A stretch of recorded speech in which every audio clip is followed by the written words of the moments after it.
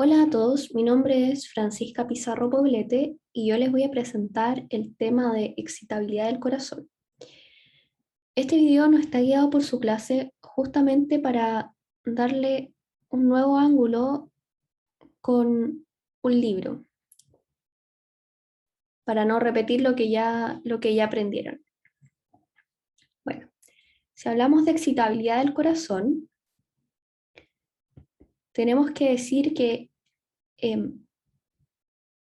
ocurre gracias a la acción del sistema excitoconductor del corazón, que tiene principalmente dos funciones. Uno es generar impulsos eléctricos rítmicos para iniciar la contracción rítmica del corazón. Y dos, conducir los estímulos rápidamente por el corazón. Sobre este último hay dos características importantes. Uno, que las aurículas se contraen 1/6 de segundo antes que los ventrículos para permitir el llenado de los ventrículos. Y dos, que los ventrículos se contraen casi completamente toda la masa muscular al mismo tiempo, lo que le permite la fuerza y la intensidad que necesita.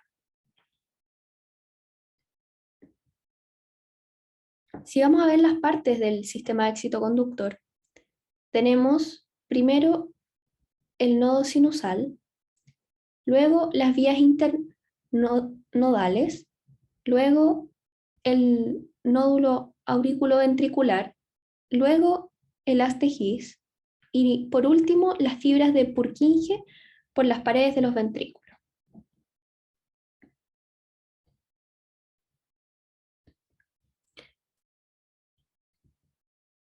Vamos a partir por el nodo sinusal.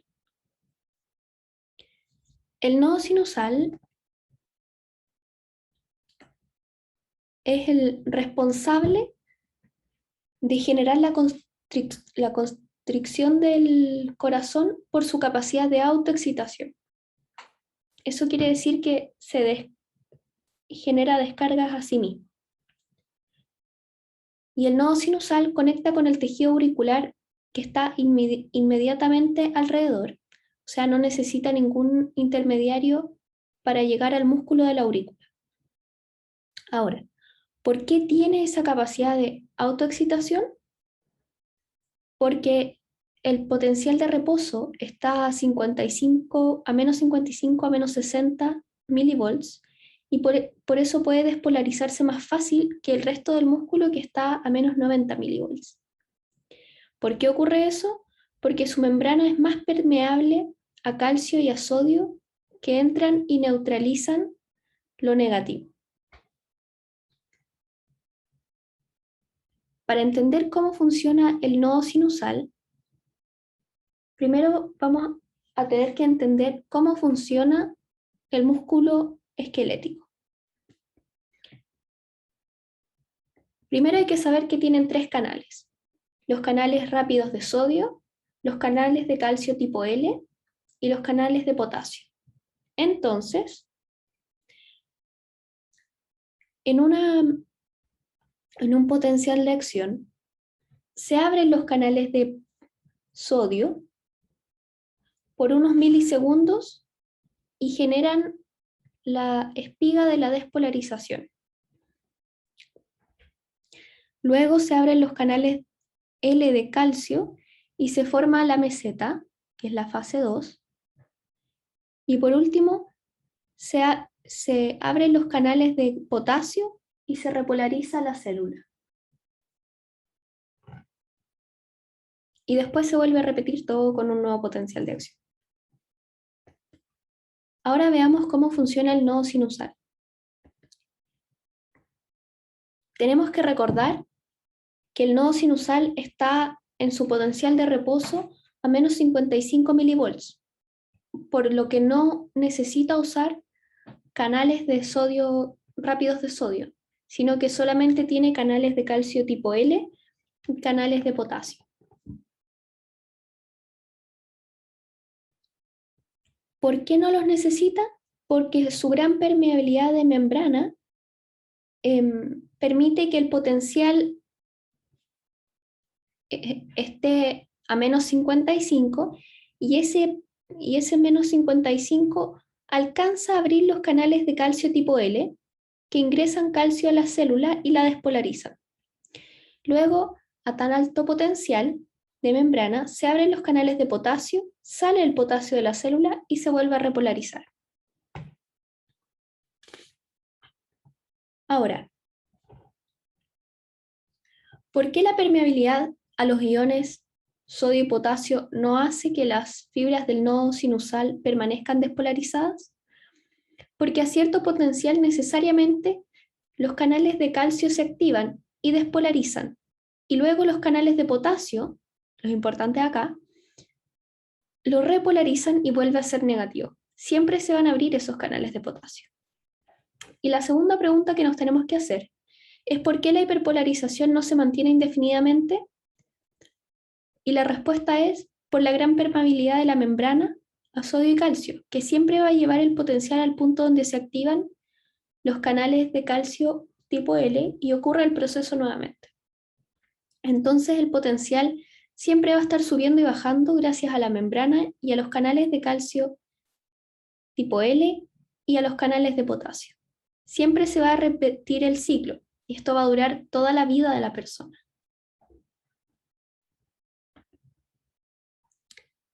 Ahora vamos a hablar del siguiente elemento del sistema excitoconductor, que son las vías internodulares y las interauriculares.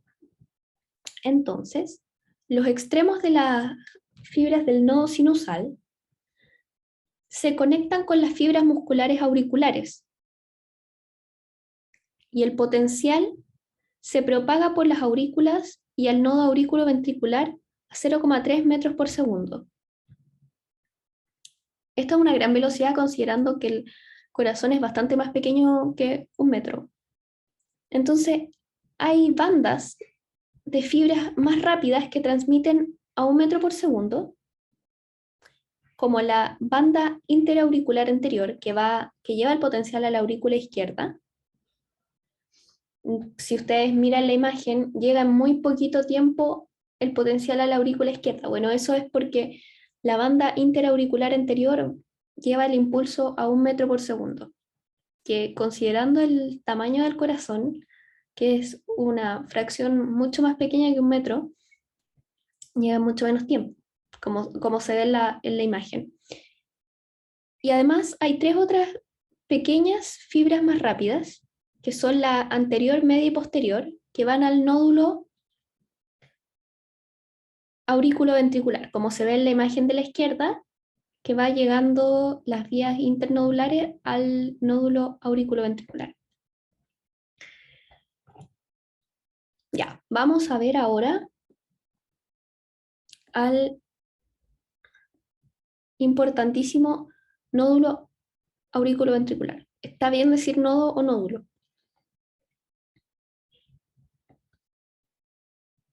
Bueno, sabemos, ya habíamos dicho que el nódulo auriculoventricular tiene un retraso y se conduce más lento.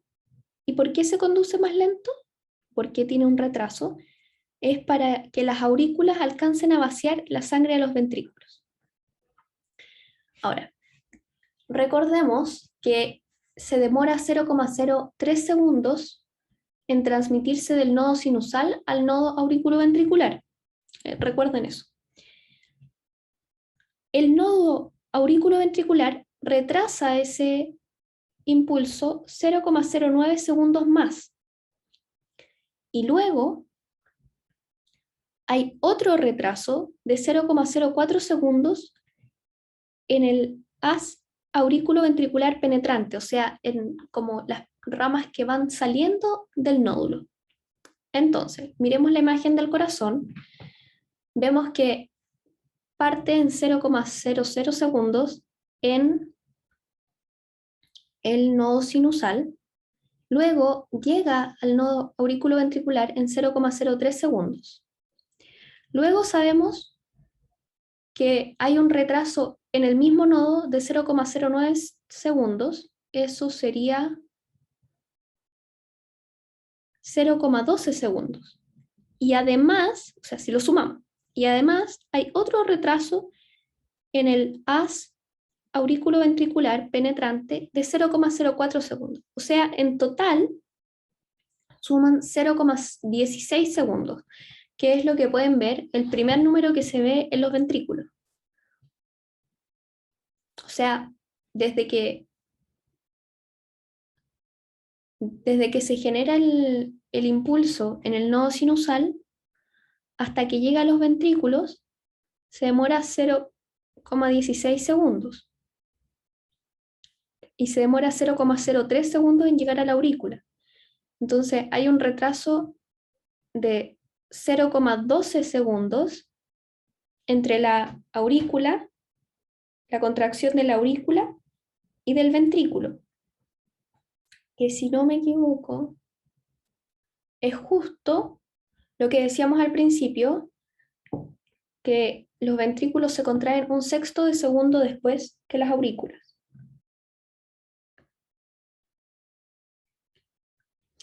Entonces la pregunta que se deberían estar haciendo ahora es, ¿cómo se conduce lento? Porque ya sabemos que se conduce lento para poder llenar los ventrículos completamente entre que se contraen las aurículas y los ventrículos. Bueno, ¿cómo se conduce? El mecanismo es porque tiene menos uniones en hendidura en las células. Entonces existe una mayor resistencia a la conducción de iones excitadores desde una fibra a otra. Ahora vamos al siguiente elemento del sistema, que es el sistema de Purkinje. Ya habíamos llegado al haz auriculoventricular penetrante, ya estábamos entrando a los ventrículos con 0,16 segundos de tiempo de conducción y llegamos al sistema de Purkinje. El sistema de Purkinje son fibras muy grandes que transmiten el potencial a 4 metros por segundo y esa gran velocidad permite una transmisión casi instantánea. ¿Por qué ocurre? Porque aumenta mucho la permeabilidad de las uniones en hendidura de las fibras de Purkinje. Ahora, esto tiene tres características importantes. Primero, tiene una conducción unidireccional. Eso significa que es imposible que haya transmisión retrógrada. Siempre va a ir de aurículas a ventrículos. ¿Cómo se logra?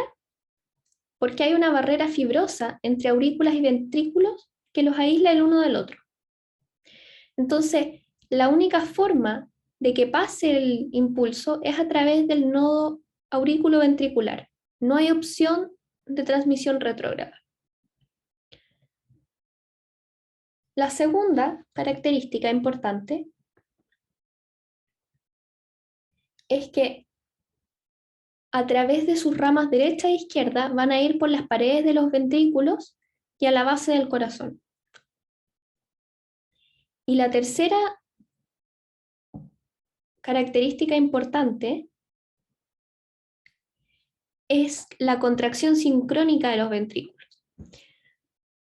Demora 0,03 segundos al sistema de Purkinje mover el impulso por todas las paredes de los ventrículos, las paredes endocárdicas, o sea, por dentro del corazón.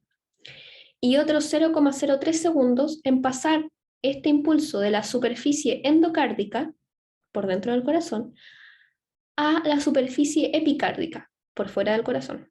O sea, en pasarlo en el grosor del corazón, digamos. Entonces, todo el ventrículo se contrae en 0,06 segundos, que es muy rápido. Y esa coordinación permite la fuerza que requieren los ventrículos para mover la sangre en su función de bomba. Entonces, recordemos, 0,03 segundos en llegar a las aurículas y al nodo auriculoventricular, 0,16 segundos, si sumamos los 0,03 más los 0,13 del retraso nódulo auriculoventricular, 0,16 segundos en llegar a los ventrículos, o sea, al inicio de los ventrículos, y además 0,6 segundos más en transmitirse a todos los ventrículos, o sea, 0,022, que es lo que sale en la imagen.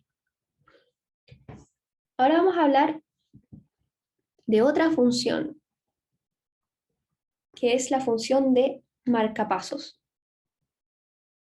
Marcapasos del corazón. Hay 3 partes del corazón que tienen función de marcapasos propia, o sea, se pueden autoexcitar, que son el nódulo sinusal, que está a 70 a 80 descargas por segundo, el nódulo aurículo-ventricular, que está a 40 a 60 descargas por segundo, y las fibras de Purkinje, que descargan a 15 a 40 descargas por segundo. Ahora, estas descargas son si se les dejara estar solos, si no recibieran potenciales de acción de otra parte. Si por alguna razón se echara a perder el nódulo sinusal, bueno, en ese caso, que no recibiera ningún estímulo, el nódulo aurículo-ventricular descargaría a 40-60 descargas por segundo. Entonces, la pregunta que ustedes deberían hacer es, ¿por qué el nodo sinusal es el marcapaso del corazón? ¿Por qué no puede ser el nódulo aurículo-ventricular, que también tiene esa característica, o las fibras de Purkinje, que también tienen esa característica? Bueno, y la respuesta es porque el nódulo sinusal es el que descarga más rápido. Entonces, no permite que el nodo sinusal cree su propia descarga porque ya viene la descarga nueva del nódulo sinusal. O sea, digamos que el nodo sinusal descarga una vez y ese potencial de acción le llega al nódulo AB. Y el nódulo AB trata de hacer su propia descarga, pero mientras está tratando de descargar, el nódulo sinusal ya le mandó otro potencial de acción. Entonces, nunca logra, a menos que el nodo sinusal ya no funcione, nunca logra descargar por sí solo, por su propia autoexcitación. Siempre tiene que seguir el nodo sinusal porque el nodo sinusal es más rápido. Bueno, eso fue el tema de hoy. Muchas gracias por escuchar, si llegaron hasta acá del video.